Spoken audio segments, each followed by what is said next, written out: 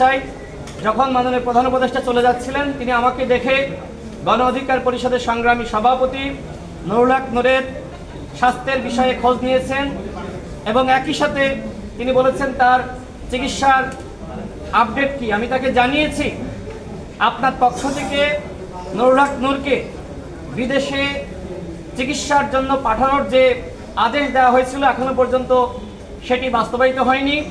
আমরা আপনাকে যেটি জানাতে চাই, নুরুল হক নূরের মতন নেতার উপরে যে আক্রমণ হয়েছে, যদি এই ঘটনার বিচার না হয় তাহলে পরবর্তীতে এই ধরনের ঘটনা আবারও ঘটতে পারে।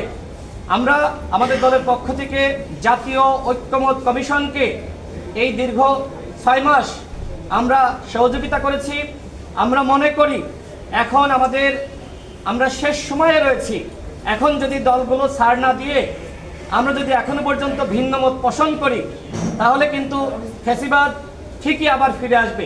সেক্ষেত্রে গণ অধিকার পরিষদের পক্ষ থেকে আমরা প্রত্যেকটা দলের কাছে আমরা আহ্বান রাখতে চাই, আসুন আমরা নিজেদের জায়গা থেকে কিছুটা হলেও ছাড় দিয়ে আমরা ঐক্যমতে আসি, যেমনটা মাননীয় প্রধান উপদেষ্টা প্রত্যাশা করেছেন।